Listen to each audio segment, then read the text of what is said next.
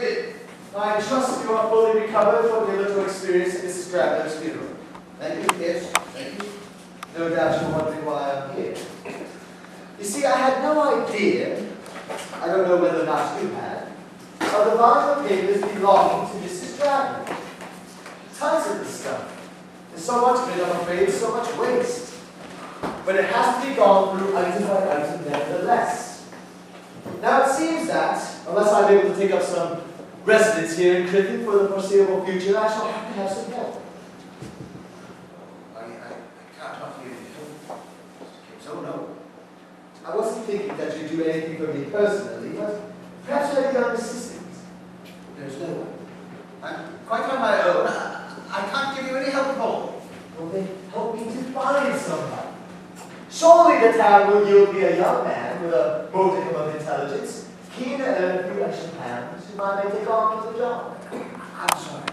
This is a small place. Young people leave. There are no openings. But I'm offering an opening, albeit You'll find no one suitable! Mr. Jerome, what you mean to say is not that there is no one available. That no young person or older person, for that matter, could be found. You are backing away from speaking the truth of the matter, which is that I shall not find a soul willing to go out to the Marsh house, for fear of the stories about that place proving true, for fear of encountering what I have already encountered. Can't put Kay back for you. Yes, I'm more grateful than I can say. There's nothing Kenwood doesn't know about your marsh house. Do I take it he fetched and carried sometimes from Mrs. Stradler? She saw no one else, Not another living soul. Stories, tales, there's all that nonsense. You can discount most of it. Of course, but not all. So much women in the churchyard. I saw her again in the old burial ground. Well, I won't be put off by a ghost or several ghosts, Mr. Jerome. My work has to be done. Besides, I can see no reason for the woman in black to have any animosity towards me. Wonder who she is. Was. I scarcely know how to refer to her. I must face it out, Mr. Jerome. Such things one must face. So I said. Once.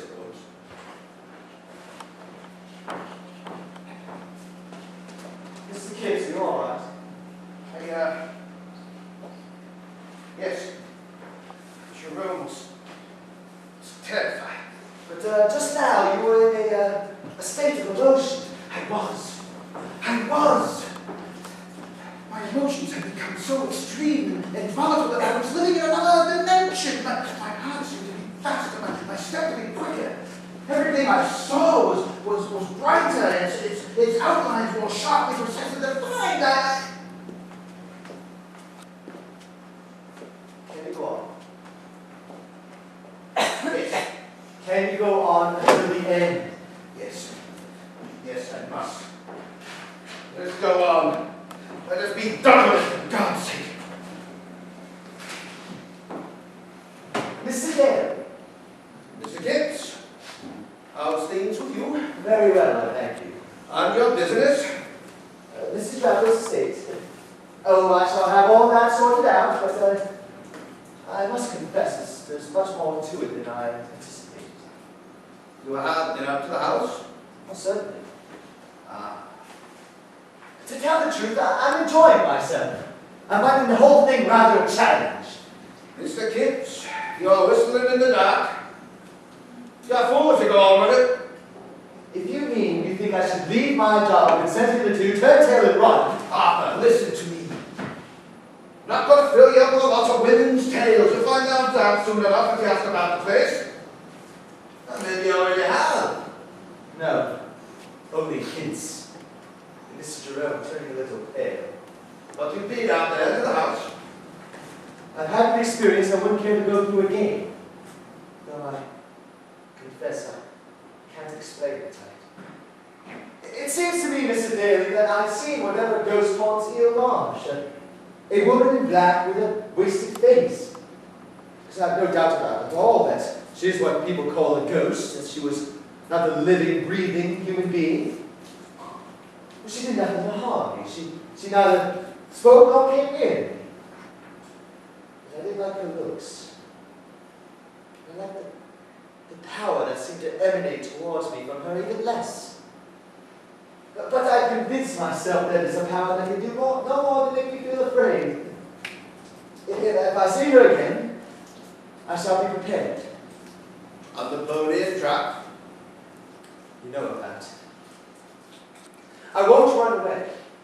You shouldn't go there. I'm afraid I'd go. You shouldn't go there alone. I'm afraid I can find no one to come with me. No, and you will not. Good God, man. Mrs. Traveller lived there for 60-odd years to a ripe old age. She must have come to terms with the ghost about the place. Aye, maybe that's just what she did do.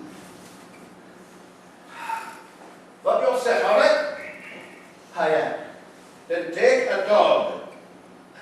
I haven't got a dog. I have. Hey, go take that.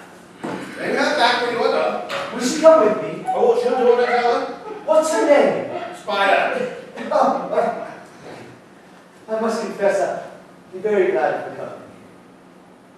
Thank you. Come, Spider. Come, girl. Next morning, he crosses over to the house on a bicycle left to him by his landlord. The little dog Spider bounding behind. The sun is high. The very air seems purified and exhilarating. There they lay, those glittering, beckoning silver marshes.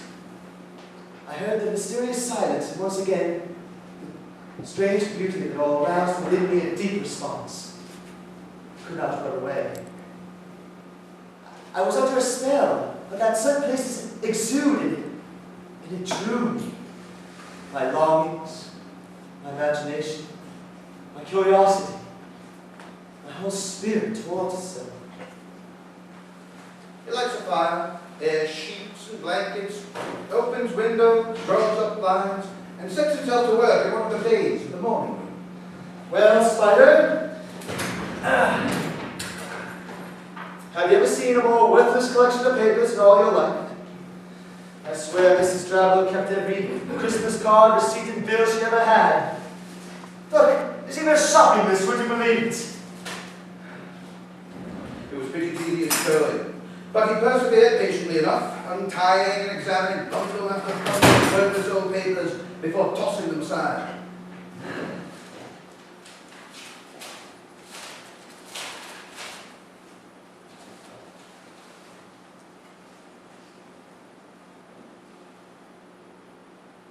Spider?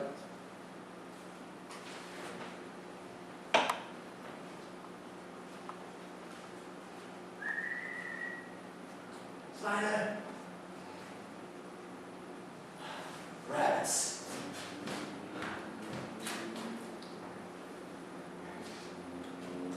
There you are.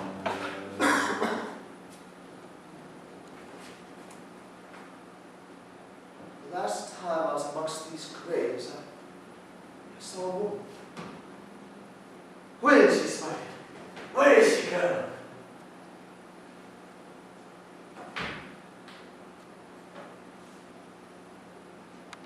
In loving memory, something net Humphrey. 1900 something something. And of her something ill traveled.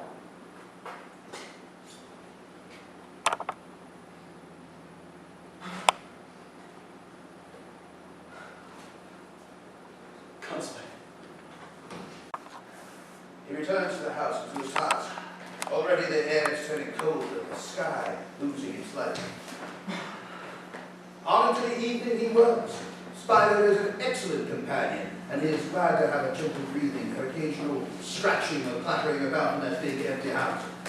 But his main sensation is one of tedium, and a certain lethargy combined with the desire to finish the job. Be back in London with his dear Stella. Well, another day or two and we'll be done. Come, Spider. Time for bed. Where's bed?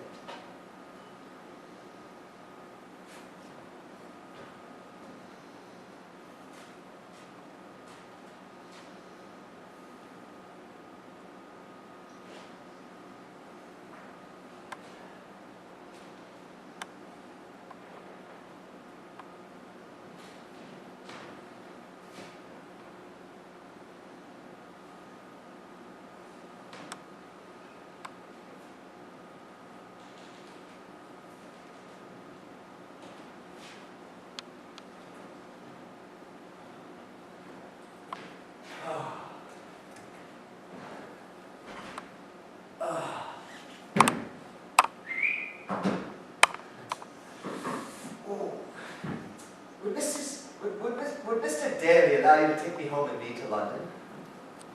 You love Stella. You would love London. Well, good night.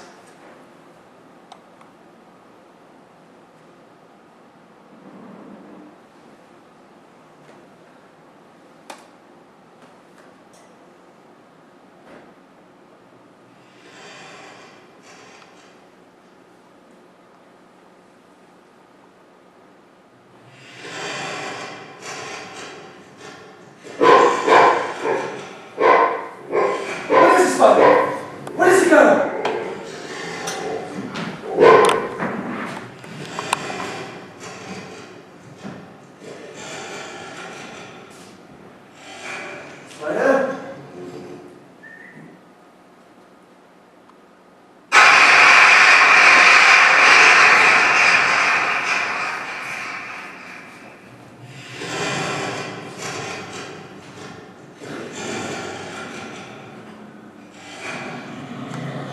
Spider? Spider. Shh.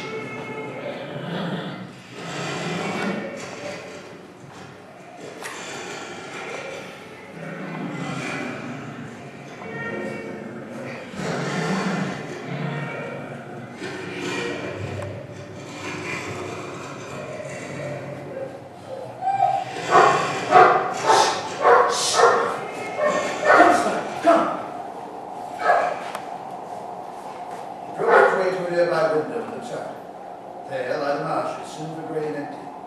There is the water of the estuary, flat as a mirror, with a full moon lying upturned upon it. No. Nothing. Just the wind and nothing more.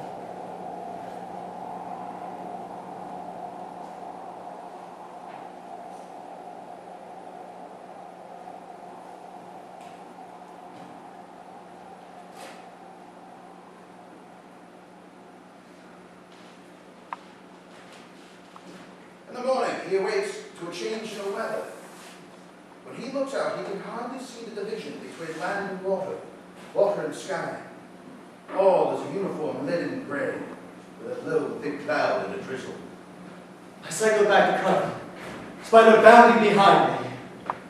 There was a letter there for me from Stella, remarking about my pride in my responsibility, regrets of my absence. While in town, I bought a good strong torch, and with the letter warming me inside my pockets, I cycled back, whistling as I went. He works through the day, clearing paper after paper. Then after supper, as a diversion, begins to read some of the letters he found. They were dated about February of 60 years ago in the June of the following year. They were addressed Alice or Dearest Alice, and signed mostly Jeanette, but occasionally Jane. At first, it seems that Mrs. Traveller had a sister who was unmarried and with a child. At first she lived at home, but then later she was sent away. In Scotland, a child is born to her, and she writes of him with a desperate, clinging affection. Pressure is being put upon her to give him up for adoption. She refuses, saying over and over again, they will never be parted. He is mine. Why should I have what is mine? His mother betrayed us. Let us both be one, let's go. And then the tone changes. What can I do? Oh, I'm quite helpless. If you had warned him at the habit, I shall mind you that. I suppose it must be. But the last letter of all is written in a very small, cramped hand. Love him. Take care of him, Cheryl. He is mine, he's never yours. Oh, forgive me. I think my heart will break. Jay.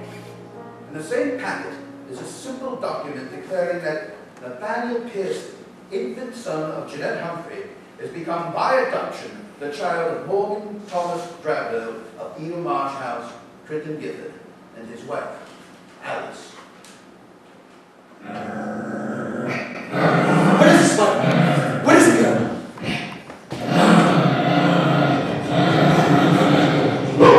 Stay with me, Spider!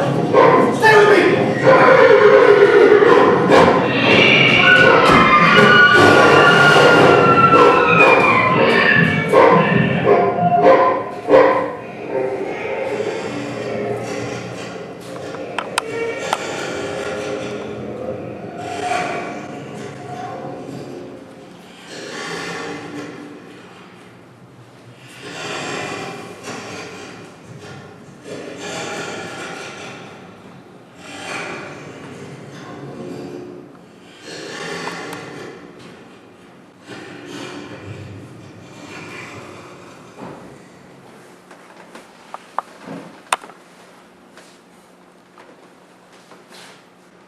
No one had been here. There's only one entrance. No one passed me. It's a child's nursery. In one corner is a bed made up and all complete with pillows, sheets, and counterpane. Beside it, a table, a wooden horse, and a nightlamp. In the chest of drawers are clothes, underclothes, day clothes, formal clothes, play clothes, clothes for the small boy who's 6 or 7, and toys, most neatly and meticulously ordered and cared for.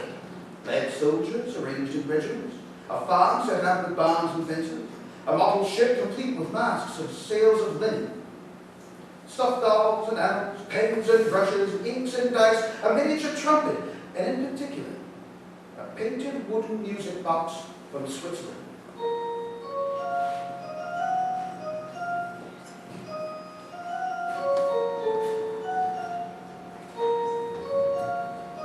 They must have been here half a century. But they look as though they've been playing with this afternoon. There's nothing here to frighten me. But I have a feeling there's something missing. Desolation in my own heart. I can't explain it, but I remember it as if I felt it. Ah! Ah! Gunther! The torch! Where's the torch? The torch. Where's... Oh dear God! Where's... Ah! Let me morning! Let me light!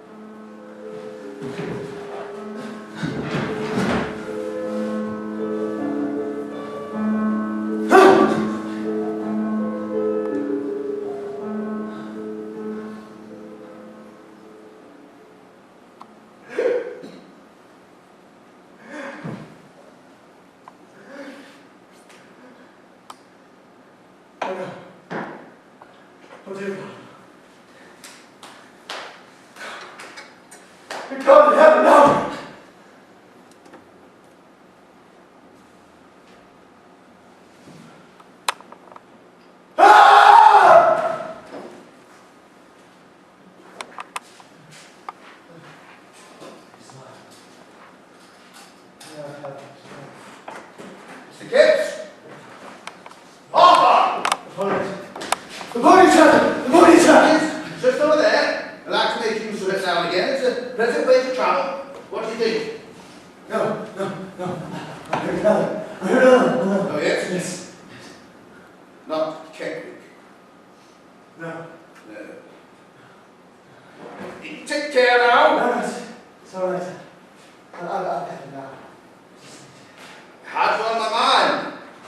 I wasn't happy. I began to unsettle me. It's very right. I become confused. Fair enough. I kept waiting. As I said, I had you on my mind. How strange. Was it? Others, it seems to me, not strange at all. No. A good job I gave when I did. Yes, I'm extremely glad to see you, Mr. Kevin. People have drowned on that marsh before now. Yes, I know. I felt as if I was being pulled under the dog with me. Spider-Man! Yeah, she'll do. Now, when you come to a bit more, better get whatever you need, and we'll be off. Huh? Aye.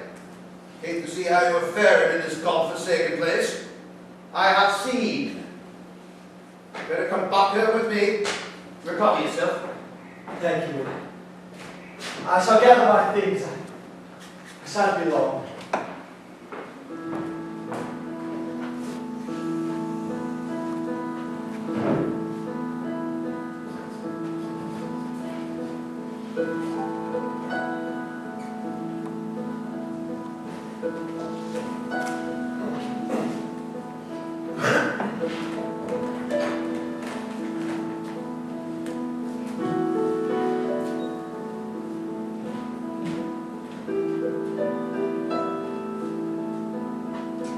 Dear God,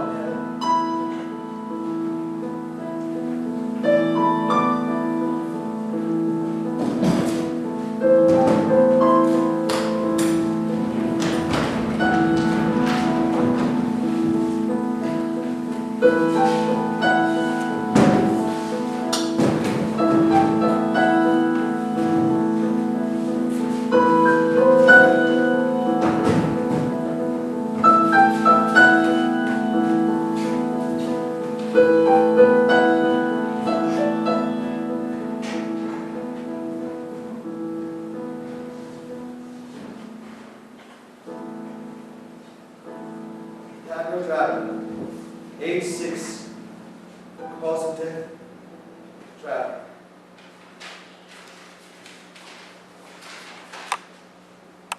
Rose Judd, nursemaid, age 21, cause of death, Draven.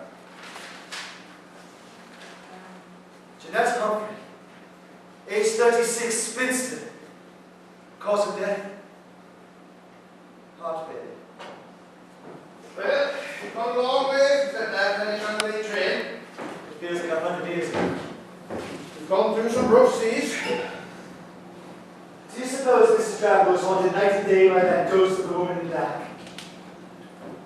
Janet Humphrey. She was your sister. Do you suppose she had to endure those dreadful noises happening? If such was the case, I wonder how she didn't go out of her mind. Perhaps she did not. Perhaps.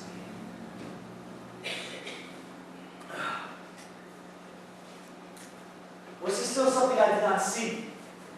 If I stayed out there longer, would I have encountered more horrors? That I cannot tell. But there is one thing you can tell me. Come now. We're a good deal away from the place, and my nerves are quite steady. I must know. It can't hurt me anymore. Not you. No, not you, Nick. What do you call that? You, Arthur, will be away from here tomorrow, the next day. You, if you're lucky, will neither hear nor see nor know of anything to do with that damn place again. The rest of us have to stay.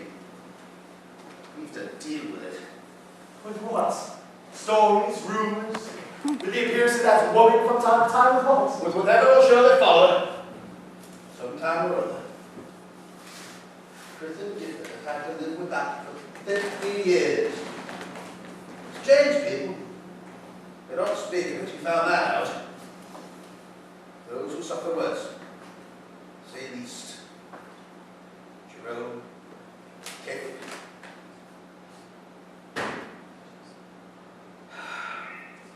Janet Humphrey gave up her child, the boy, to her sister Alice Drablow and Alice's husband because she had no choice.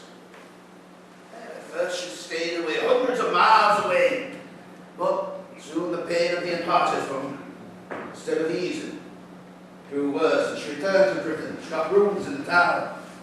She had no money. She took in sewing. She acted as a companion to a lady. At first, Alice Drablow wouldn't let her see the boy at all. But Jeanette became so distressed that she threatened violence. In the end, the sister relented. Just so far. Jeanette was allowed to visit very occasionally, but she was never to tell the boy who she was or that she ever had any relationship to him. Nobody ever saw he would turn out to look so much like her, and that the natural affinity between them would grow up. He became more and more attached to her, and as he did so, he became colder to Alice Drablow. Jeanette planned to take the boy away, that much do know. But before she could do so, the accident happened. Just as you heard. The boy, the nursemaid, only trap in his tribe at Keckwick. Keckwick's father. No, boys at the dog too. It's a treacherous place. You found out to your cost. The sea mists sweep over the marshes. Quicksand taking. So they all traveled. And Jeanette was at the house, watching from an upper window, waiting for their return. The bodies were recovered. They left the pony and travellers, held too fast by the mud. From that day, Janet Humphrey began to go mad. Was there anyone? No, mad with grief, mad with anger and desire for revenge. She blamed her sister for letting them go out that day. It was nobody's fault. This come without warning. Out of the clear sky. And word from her grief, or whatever, she contracted a disease that caused her to begin to waste away. Skin shrunk back from her bones, and colour was drained from her. She looked like a walking skeleton, a living spectre. Children terrified of her. She died eventually.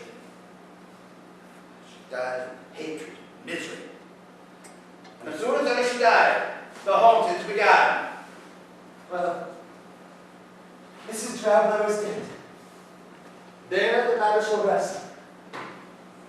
Wherever she had been seen, the graveyard and the marshes and streets of the town, however briefly, and whoever by it, there has been one sure and certain result. Yes. Some horrible and dreadful man. A child has died. What, you mean by accident? Generally an accident, but once or twice it was an illness and struck him down in a day and night and less. You mean any child, a child of the town? In a child, Jerome's child. But surely, children do die. They do. And is there anything other than coincidence to link these deaths with the appearance of that woman? You may find it hard to believe. You may doubt it. Well, We know.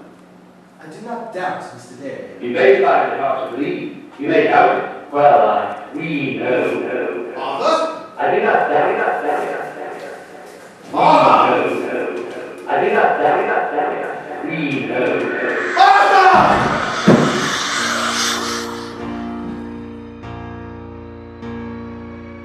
And now it's yours. I have no story. Dead news. Have you ever heard of the nine lives called? Dead news. 1 minute to clear Tuesday. The next Stella. Rock, paper, scissors. Is that family grave? A young woman. Step. Dead news. A young woman with a wasted face. I did not see a young woman. Bound for the funeral? You're not going to start telling me strange tales of lonely houses. A young woman You shouldn't go there. of lonely houses. A woman in black. I did not see a young one. I suppose it comes from living alone. Terrible threats. Sea mists. 1 minute to clear Tuesday. A woman in black. A woman in black. A woman in black. No, child. No urge. Such things one must say. Mr. Kipling, you are whistling in the dark. You will find no one suitable.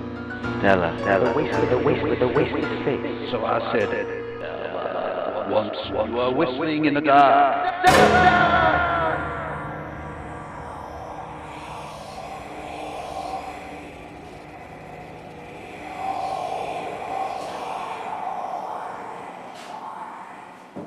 There's only the last thing left to tell. Within a few weeks, Stella and I were married. Within a year, she gave birth to our child, a son, whom we called Joseph Arthur Stanley. And Mr. Samuel Daly was his godfather. I never thought of the past. I was in a pleasant state of mind one Sunday afternoon, and Stella and I took Joseph to a large park some 10 miles outside of London. There was a festive holiday air about the place. There were families walking together, a bandstand, stalls selling ices and fruit. Stella and I walked along happily, with Joseph holding our hand, taking a few unsteady steps. One of the attractions on offer was a pony trap ride, in which rides could be taken. Joseph pointed to it excitedly. So, because there's only room for two, Stella took Joseph in. There they rode together, and I stood there and watched as they merrily rode down the ride. They went out of sight, and I began to look idly about the other enjoyers of the afternoon. Then I saw her.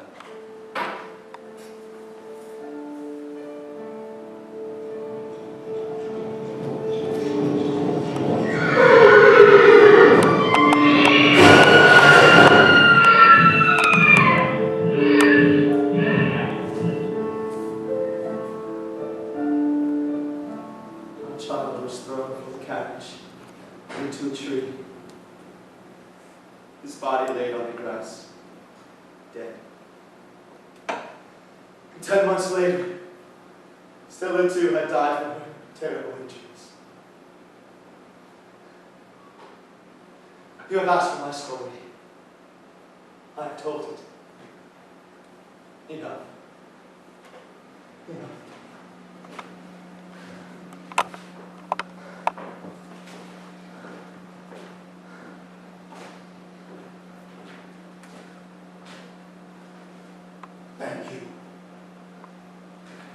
Thank you. So now it's over. Will the matter finally be laid to rest? I pray it will. Thank you for your trouble, your effort, your enthusiasm, your emotions just now, was it? I watched myself. I imagined my own child. Yes. I pray that when we show it to our audience at last, it will be put to rest.